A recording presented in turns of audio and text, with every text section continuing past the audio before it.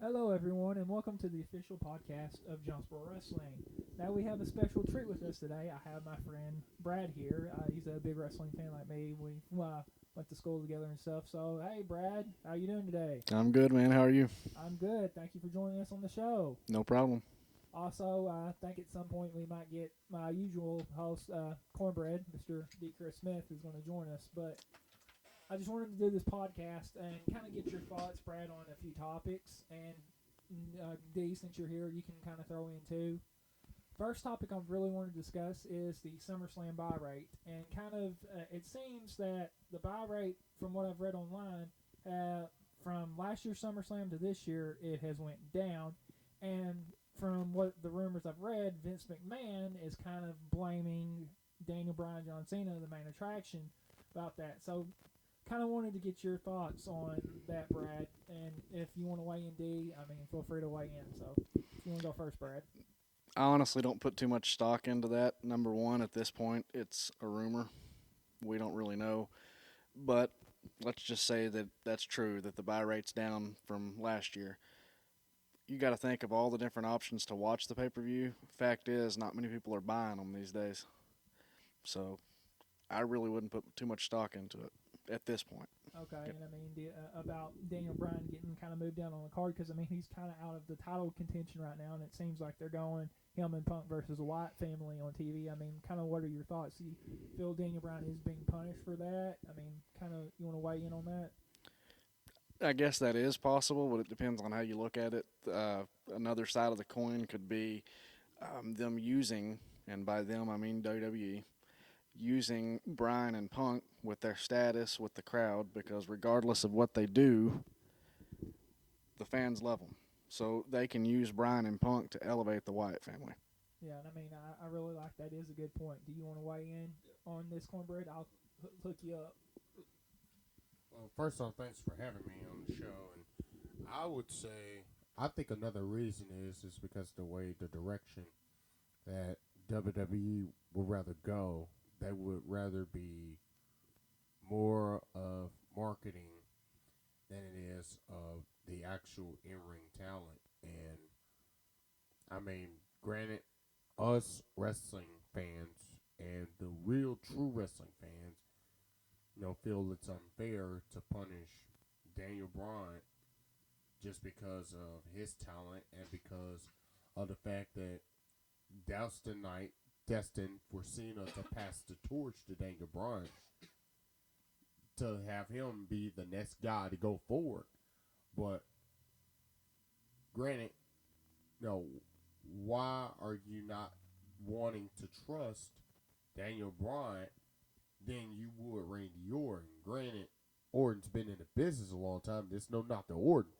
But is it a fear that you think Daniel Bryan may end up being able to elevate the title to new heights? Or is it something really, really going on behind the scenes that caused Daniel Bryan to be demoted rather than promoted? I mean, that could be a possibility for the SummerSlam buy rate going down. That's a possibility. That's just my opinion. And I think that is a possible possibility because now they're going more towards marketing than it is actual performance. And you can see. Brad. I'm not sure what your opinion about that is, but what do you think on it? So let me ask you this: are you saying, you say marketing? Are you comparing Orton to Bryan as far as a looks guy? Like you hear JBL say, I don't know how many times. In this case, I would say yes. In this case, I would say yes. I will agree. In this case, I would say yes. But go ahead. Like I said, you hear JBL say it quite a bit. If you built a sports entertainer from the ground up, he would be Randy Orton. Randy does have the look, whereas Bryan doesn't have that conventional wrestling look that they look for in the WWE. So I think that's what you're saying, right? Most definitely, and I guess they would rather go for somebody who's more lean, clean cut, almost like an athlete style bodybuilder, rather than somebody whose face looked like ours with just a regular beard, but has a ton of talent in the world. Right. Yeah, and I kind of want to weigh in on that. Sorry to cut you off there, Brad, but I mean that's the thing I always hate about the WWE. I love the WWE for a lot of things, but that's really one thing that I hate, that they have this ideal or perception of what a champion or superstar should be, and that really bothers me, because to me, you should base on talent and performance. Granted, there's so much more to wrestling than just the in-ring work, but it always bothers me, and we're going to actually probably discuss this in the next question we'll get into, that they're more concerned with a Randy Orton over a Daniel Bryan. And WWE has been wrong on a few occasions, like Shawn Michaels. I know you're a big Shawn That's Michaels exactly fan. what I was about to bring up. Well, I mean, I'll let you make your point, but I mean, Shawn Michaels, he's not your conventional wrestling-looking guy, and he defied all the odds, and he's probably considered by most wrestling fans probably one of the greatest wrestlers to ever live. And I'll let you weigh in on that, Brad. Well, not just the fans. Most of the workers that you hear talk about him say that he's bar none one of the best. I've heard Nash, for instance, say that he believes that Michaels is the best performer he's ever seen in the ring. And this is going to kind of stray off, but I take those opinions. I don't care what you want to say about Nash, and a lot of people have bad things to say about him, and we hear a lot of, I tore my quad jokes. Quite a bit. But these are guys that have been in the ring and they know what they're doing, regardless of your opinion of them. And I said this just the other day to a friend that was talking about Cena. There was people nagging on Cena saying he's not a good wrestler. And I told them that if somebody like Chris Jericho says that John Cena is a good wrestler, I'm going to take his opinion over some armchair wrestling fans on a message board. Okay, well, you want to weigh in on this some more, D? Let's cut this off after this. That way we can get to this next question. I really don't want this to be lengthy, but I mean, I'm enjoying all this commentary. This I feel as being one of the better podcasts that I've done. So thank you guys for weighing in. So here you go, and then after you, we'll go to a short commercial break, and then we'll go to the next question. It'll be short and sweet, but to your point, Brad, and to add to it, I think a lot of people don't realize, and even during the Monday Night era, the era of the Monday Night Wars, his title reign has been the most overlooked. And the reason why it's been most overlooked is because he had competition, even though WWE was down, due to the rise of Monday Nitro every Monday night. His title reign, and most people now will say his title reign is a lot more significant now than it ever was, because even during those bad times, he actually carried that company. And in-ring performance, and to your point, if one guy, whether we have our different opinions on whether it's John Cena, whether it's Kane, whether it's Daniel Bryan, whether it's Orton, whatever, if one guy says, hey, this guy's Hall of Fame material, and it comes from an actual wrestler, an actual veteran, then that's the opinion we should go off of, and we should look at the stats as well. I know you wanted to cut it off after he made his comment, but I want to throw this in there. Okay, final thought. That's fine. Go for it, and we'll go to commercial break after this. You also got to look at it like this, going back to the original topic being Daniel Bryan. Some guys are bigger than the belt. Yep. He's going to get that reaction regardless of whether or not he has that strap around his waist.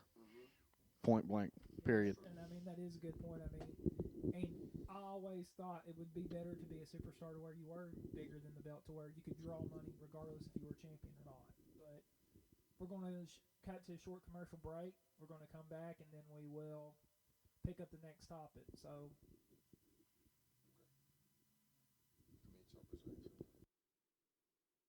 In a world full of bad carbs, processed foods, and sugary treats, it's kind of hard to say no to all that temptation, right? Well, when I got to 435 pounds, was extremely overweight, out of shape, and depressed, it was time to say no more. Join me and my wife Sarah each and every week on YouTube as we share weigh-in results, health tips, and recipes. Join us from flabtofab.com. And we're back with the official podcast of Jonesboro Wrestling. Now, just to reiterate, in case you have missed it, I have my friend Brad joining us today. And also, I've got Cornbread, D. Chris Smith, with us. He's also weighing in on the topic. He's my usual guest. So, a second topic I wanted to discuss was kind of, I guess you could say, related to the first, but not really.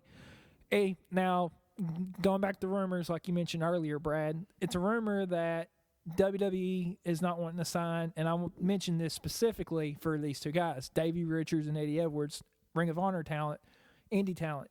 Why they're not wanting to sign any guys like that, because they're wanting to go more toward a look and stuff. So I want to kind of get your feedback, and you can weigh in on it, Brad, and I'll let you have my mic, Cornbread, so you can kind of weigh in on it as well. So if you want to go first, Brad, go ahead. Well, I definitely agree on the look thing, like we touched on the first segment. I think that does play a part into it. But I also believe that it's put this into the right words. The fact is, WWE looks for the guys to work a certain style. That's the whole point of NXT. That's the whole point of training them there before they bring them up to the main roster. And I think the way that they're looking at it now, at least this is what I've read, and again, this is all rumor. We don't know. We don't work there. But to me, this makes sense. I think they're looking for people. Take Big E.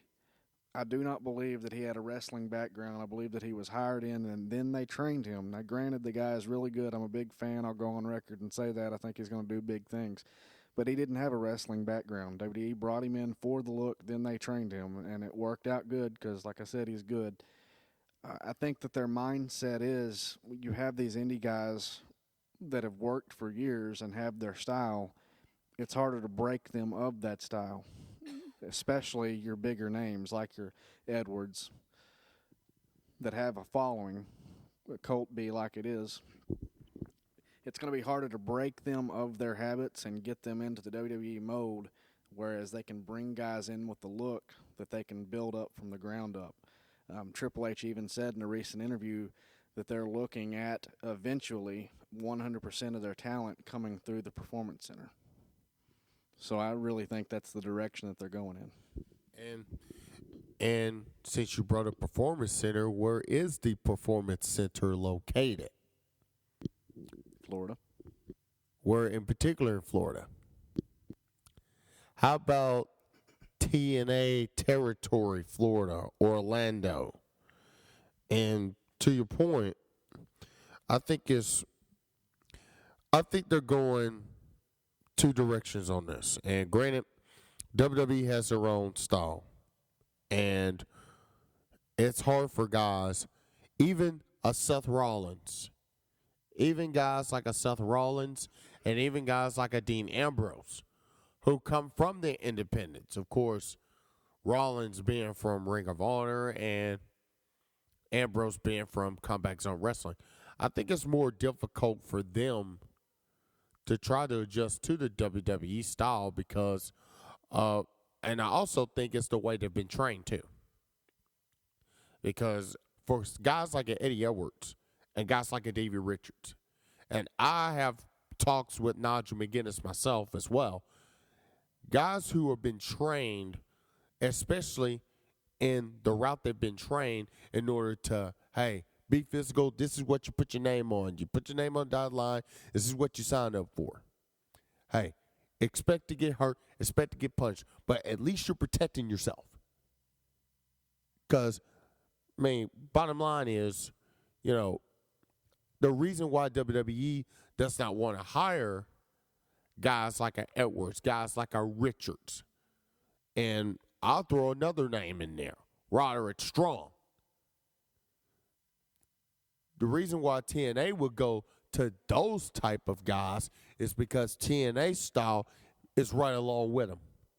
Because they're much more physical. They're much more like an ECW style, almost like a hybrid.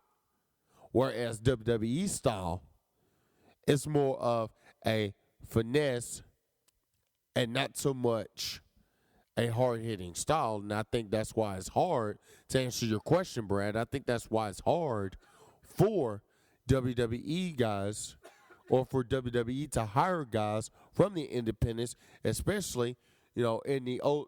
And I also think the time changes play a big play a big part in it too. Because if you really look at the timeline from the 70s, from the 60s, 70s, 80s, and even to a portion of the 90s, you went from big time style to where, hey, blood is actually a part of it, to now you can't have blood. And it's much more family oriented now than it is sport related. So, I mean, that would be my answer to the question, if you really think about it. But that's just me. They're looking for more showmanship than they are physicality.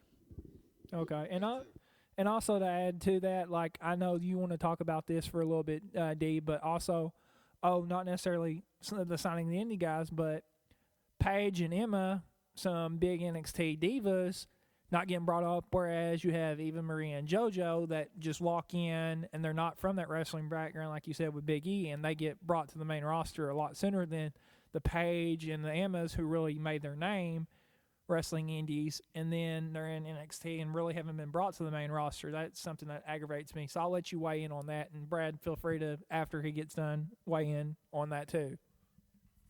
Well, I think Emma had a point.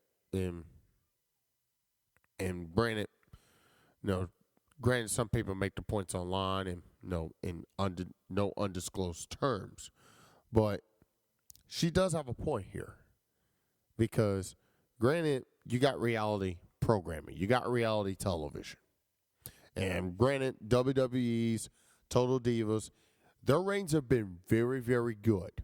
They really have, because now you have people. If they're not watching the pay-per-view, there will be people now that will actually go and just watch Total Divas just to see what the heck will happen.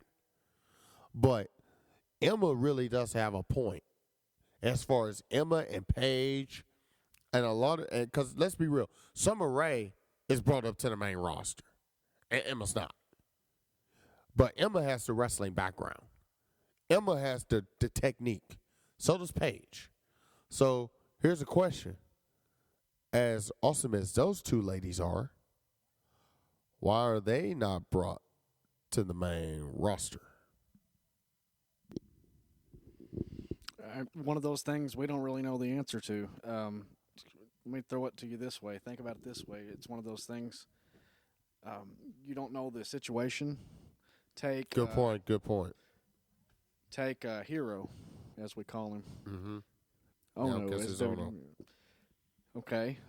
Rumor mill had it that they were ready to bring him to the main roster, and Triple H said, "Hey, need you to hit the weights, get ready, because we're about to bring you up." He didn't comply. Where is he at? We don't know. There could be a number of reasons why people hadn't been moved up from developmental to the main roster. Well, could that be a green light to say, hey, can we look at other options? Even if WWE doesn't want us to go to the big networks like USA, like Ion, like Sci-Fi, like possibility of NBC and pay-per-view, could they be saying to themselves, hey, look, we busted our butts here for a long time. Is there more options? Can they play the Jim Ross card and look at other options here? Oh, of course they could. And to just, this is a general statement on the encompass of the topic. I'm not necessarily saying that what they're doing is a good thing or a bad thing as far as trying to uniform the style, if you will. In one way, I can see where it's a good thing, point blank. Some of this more high-risk style has a lot less mileage out of it, whereas, take Cena, for instance. His style that he works is something that's going to work for a long time, and he's, 36? He could easily go for another 10 to 12 years doing what he does because he doesn't take a lot of risk, where a lot of the indie guys do, and I think that's a problem. But he has had 3 injuries. 3 injuries in how long of a career? Yeah, I mean, you're making good points, and I mean, that's something that I can't agree with. And like with getting back to the topic, I mean, and granted, it does annoy me that they don't want to sign guys by Richards and Edwards, but the explanation that I've read that they want more of a diversity on the roster and stuff, they don't want just any guys.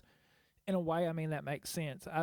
It would be like eating a food or anything like that. Like ice cream, vanilla ice cream's good and stuff like that, but eventually you're going to get tired of vanilla ice cream. You're wanting chocolate or strawberry or Neapolitan. You're going to want a different flavor. So, I mean, and that's good. And also, like you mentioned with the style, I mean, with the Ring of Honor, I do like it, but to me, they do take a lot more risk than what I feel they need to, and they don't really have mileage in a business world, in a business sense. You really have to look at the long term. You got to look at the short term too, but the long term is much more important because that's going to determine if you're in business 5 years down the road, 10 years down the road. So, I mean, and I'll kind of yield it back to you guys, kind of give some closing thoughts, and then we'll wrap this thing up.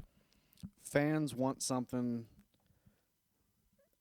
crazy. It's like almost like a bloodthirsty type of thing because they got desensitized after watching car wreck matches like the TLCs and things of that nature.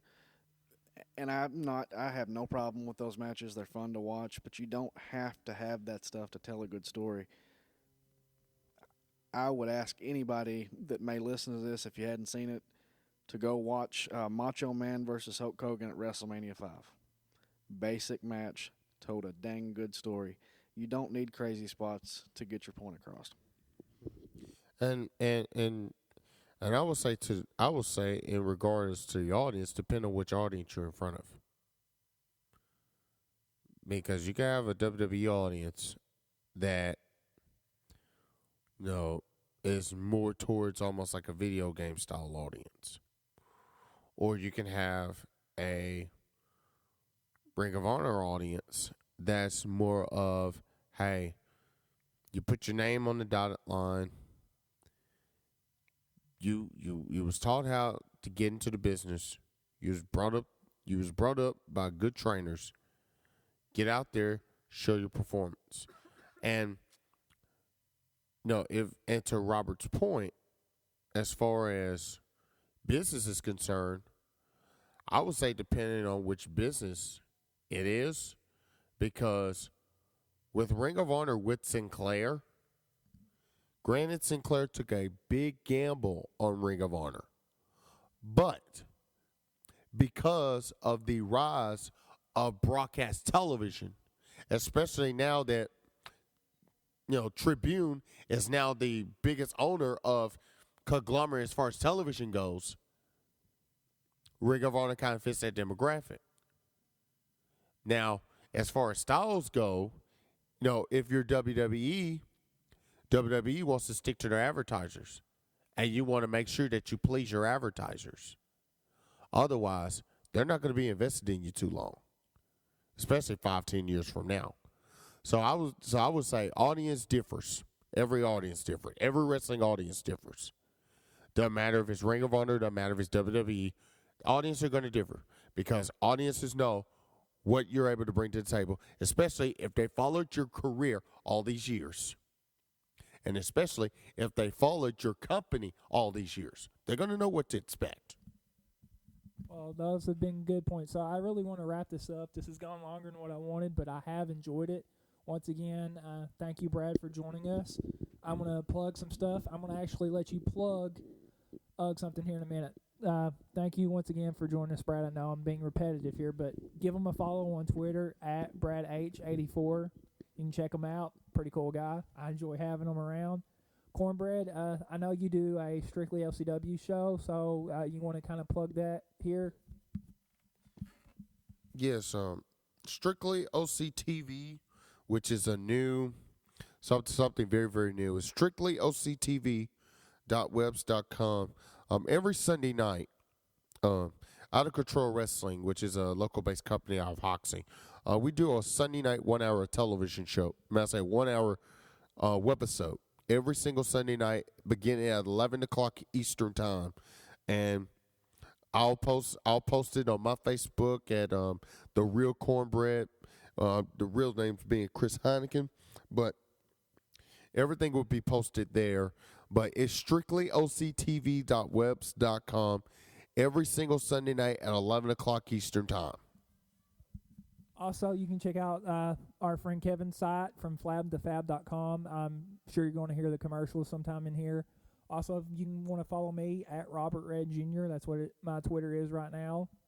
And also, if you have any questions or comments about the show, feel free to tweet me. Or if you ever have some topic suggestions of something you want us to talk about, feel free to tweet me there. But thank you guys for joining us, and this has been the official podcast of Jonesboro Wrestling.